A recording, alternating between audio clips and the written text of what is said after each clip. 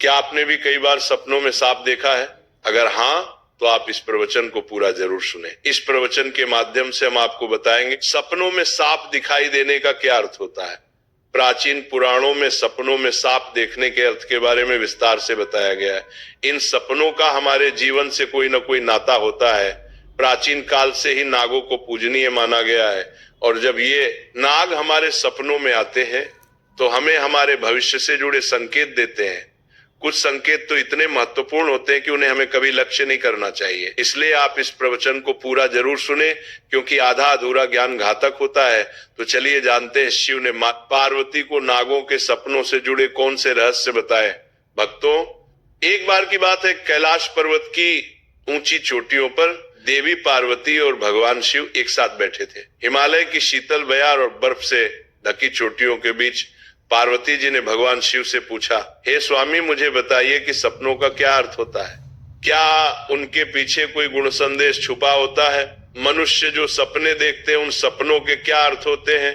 कृपया आप मुझे सपनों के रहस्य के बारे में बताइए। भगवान शिव ने मुस्कुराते हुए देवी पार्वती की ओर देखा और कहा, हे देवी, सपने हमारे अवचेतन मन की अभिव्यक्ति होते हैं। वे हमारे जीवन की घटनाओं, भावनाओं और आकांक्षाओं का प्रतिबिंब होते हैं। हर सपना कुछ न कुछ अर्थ रखता है और हमें आने वाली घटनाओं की पूर्व सूचना देता है। देवी पार्वती ने फिर पूछा, हे स्वामी, अगर किसी को सपने में सांप दिखाई दे तो इसका क्या अर्थ होता है? मनुष्यों को सपने में सांप क्यों दिखाई देते हैं? क्या सपने में सांप देखने से कोई संकेत मिलते हैं? तो कृपया मुझे विस्तार से बताइए। भगवान शिव ने उत्तर दिया, हे पार्वती, आपने सत्य ही कहा है। सपने में अगर सांप दिखाई देता है तो वो भविष्य से जुड़ा महत्वपूर्ण संकेत होता है। इस विषय को समझाने से पहले मैं तुम्हें एक प्राचीन कथा सुनाता हूँ। ये कथा एक राजा और आस्तिक मुनि की है। इस कथा को सुनने के पश्चात तुम्हें पता चल जाएगा कि सपने में सांप क्यों दिखाई देते हैं। इसलिए तुम इस कथा को पूरा जरूर सुनना।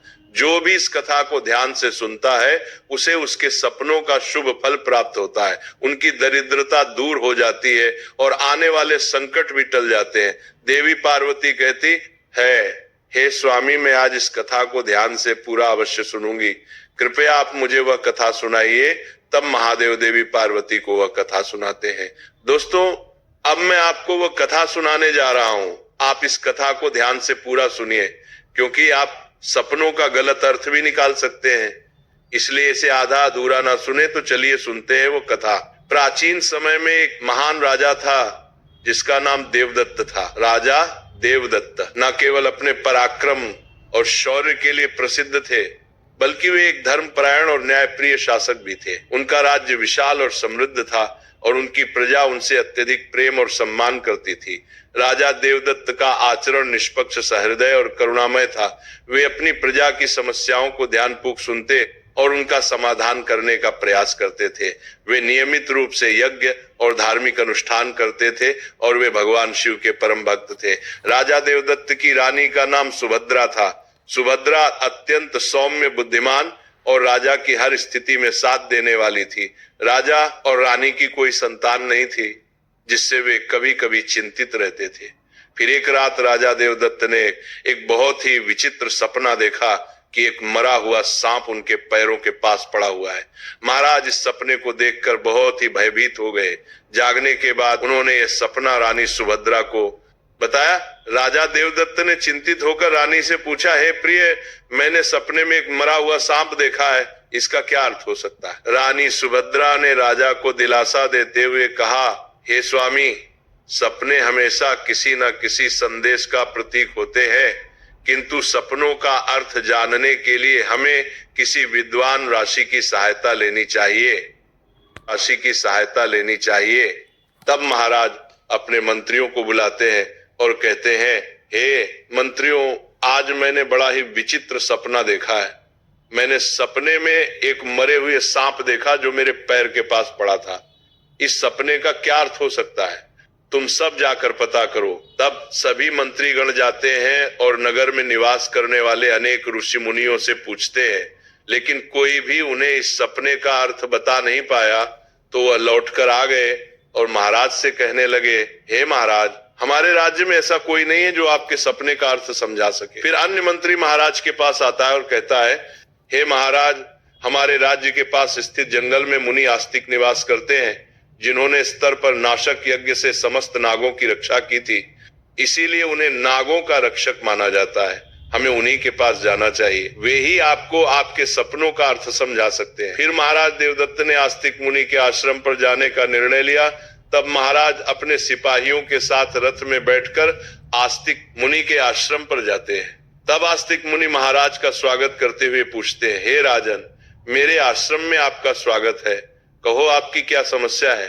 किस कारण से आपका हमारे आश्रम में आगमन हुआ है? तब महाराज देवदत्त कहते हैं, हे मुनिवर, मैं आपके पास एक सहायता मांगने के लिए आया हूँ। मैंने नागों का एक विचित्र स्वप्न देखा है, उसी का अर्थ जानने के लिए आपके पास आया हूँ। आस्तिक मुनि कहते हैं, हे राजन, आपने सर्पों के विषय में जो भी स्वप्न देखा है उसे निसंकोच होकर कहें। सपने में सांप देखने पर इसका कोई न कोई अर्थ अवश्य होता है। ये जो स्वप्न आपने देखा है उसे विस्तार से बताएं। महाराज देवदत्त आस्तिक मुनि से कहते हैं, हे मुनिवर, कल रात मैंने एक विचित्र स्वप्न देखा। मैंने देखा कि एक मरा हुआ सांप मेरे पैरों के पास पड़ा हुआ था। कृपया मुझे स्वप्न का अर्थ बताइए।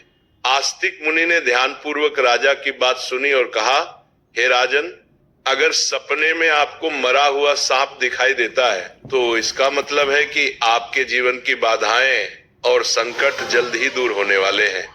ये एक शुभ संकेत है, इसलिए आप चिंता मुक्त होकर घर पर जाएं। इसमें भयभीत होने वाली कोई बात नहीं है। फिर महाराज देवदत्त प्रसन्न होकर आए, आस्तिक मुनि को प्रणाम करते हैं और धन्यवाद देते हुए लौटकर अपने राज्य में लौट जाते हैं। इस स्वप्न के फल स्वरूप कुछ दिनों बाद राजा देवदत्त के राज्य में दुश्मनों द्वारा पैदा की गई सभी समस्याएं और संकट दूर हो गए। राजा इस संकेत से बहुत खुश हुआ।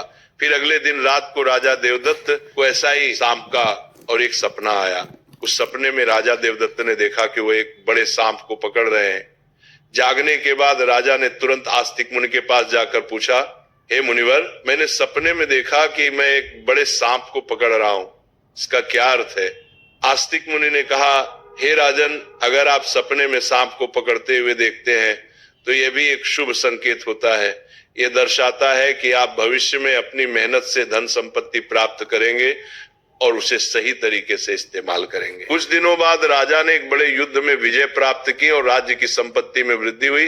राजा देवदत्त का तीसरा सपना, एक अन्य रात राजा देवदत्त ने सपने में देखा कि एक सांप उड़ता हुआ दिखाई दे रहा है।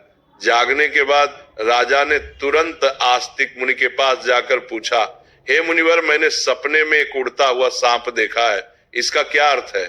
आस्तिक मुनि ने कहा, हे राजन, अगर सपने में सांप उड़ता हुआ दिखाई देता है तो ये उन्नति और प्रगति का प्रतीक होता है। इसके बाद राजा के राज्य में व्यापार और कृषि में उन्नति होने लगी।